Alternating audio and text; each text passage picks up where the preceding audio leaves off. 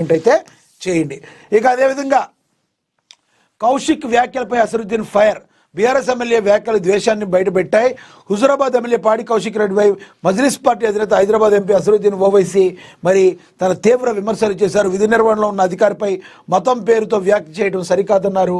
IPS అధికారిని ఉద్దేశించి కౌశిక్ రెడ్డి మాట్లాడిన దాన్ని అసరుద్దీన్ ఓవైసీ ఖండించడం జరిగిందని కూడా ప్రచురించారు. ఇక అదేవిధంగా చూసుకుంటే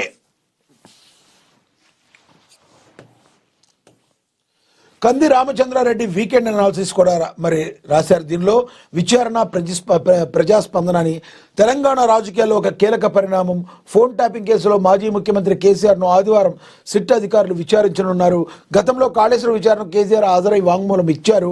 ఫోన్ ట్యాపింగ్ కేసు అందుకు భిన్నమైంది. రాజకీయ ప్రత్యర్థులను వేధించడానికి కేసీఆర్ అండ్ ఫ్యామిలీ ట్యాపింగ్ మార్గం ఎంచుకుని అనేక రకాలుగా ప్రత్యర్థులను కట్టడి చేశారన్న ఆరోపణలు గత 5-6 ఏళ్లుగా విపక్షాలు చేస్తుండగా ఇప్పుడు విచారణ జరుగుతుంది.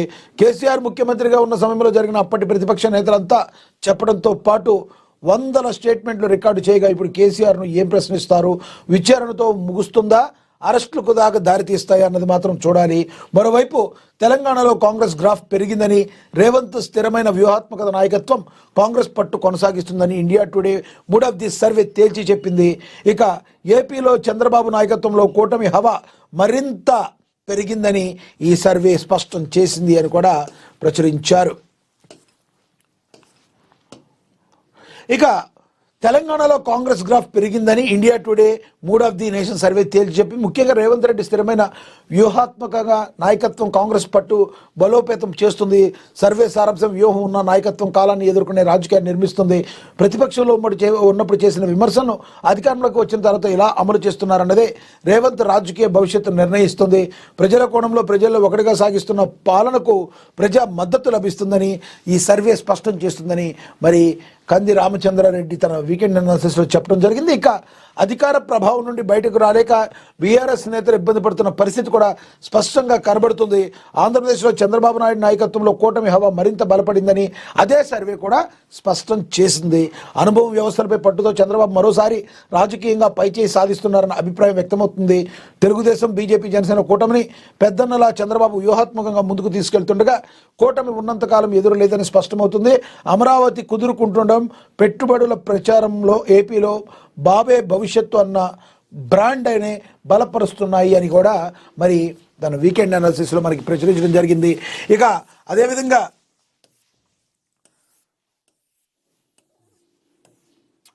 ప్రతి డివిజన్ గెలుపు మనకు ముఖ్యమే. గెలిచే వారికి టికెట్లు ఇవ్వండి, జీరో రెబల్ స్ట్రాటజీ అమలు చేయండి. మంత్రులకు, నేతలకు సీఎం రేవంత్ రెడ్డి దిశానిర్దేశం చేశారని ప్రచురించారు. ఇక అమెరికా నుండి జూమ్ సమావేశం, నియోజకవర్గ ఇన్ఛార్జీలు మంత్రుల మధ్య అంతరం లేకుండా చూడాలి.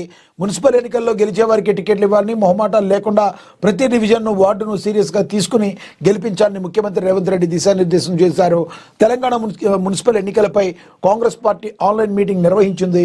ఈ జూమ్ మీటింగ్లో సీఎం రేవంత్ రెడ్డి అమెరికా నుంచి పాల్గొని పలు సూచనలు చేశారు. ఈ సమావేశంలో పిసిసి అధ్యక్షుడు మహేష్ కుమార్ గౌడ్, పార్టీ రాష్ట్రీయ వ్యవహారాల ఇన్ఛార్జి మీనాక్షి నటరాజన్, ఉప ముఖ్యమంత్రి బట్టి విక్రమార్క, మంత్రులు, పార్టీ సీనియర్ నాయకులు, డీసీసీ అధ్యక్షులు పాల్గొన్నారు. నామినేషన్ల ప్రక్రియ పూర్తి కావడంతో తదుపరి కార్యాచరణపై పార్లమెంట్ నియోజకవర్గ ఇన్ఛార్జీలకు, నేతలకు సీఎం దిశానిర్దేశం చేశారు. మరి గతంలో ఉన్న ఉప ఎన్నికలు కావచ్చు, జరిగిన ఉప ఎన్నికలు కావచ్చు, మరి మన జరిగిన పంచాయతీ ఎన్నికలు కావచ్చు, గెలిపే లక్ష్యంగా ముందుకు వెళ్ళారు. మరి ఇప్పుడు ఈ మున్సిపల్ ఎన్నికల్లో కూడా ఎటువంటి పరిస్థితుల్లో మరి పార్టీ సింబల్ మీద పోటీ చేసే ఇది ఎటువంటి పరిస్థితుల్లో చాలా ప్రతిష్టాత్మకంగా తీసుకున్నారు.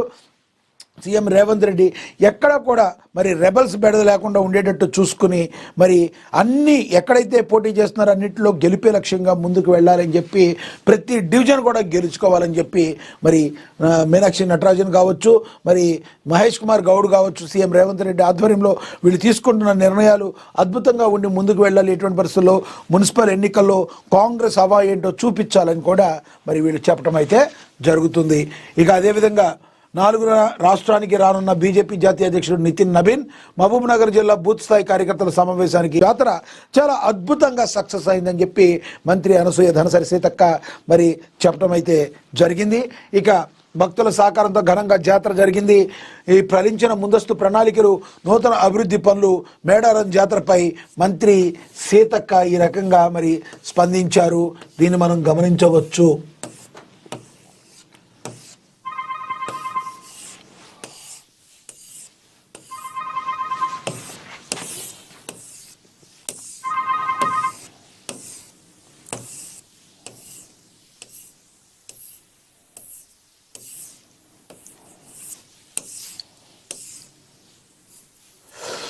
సిట్ విచారణకు పూర్తిగా సహకరిస్తా.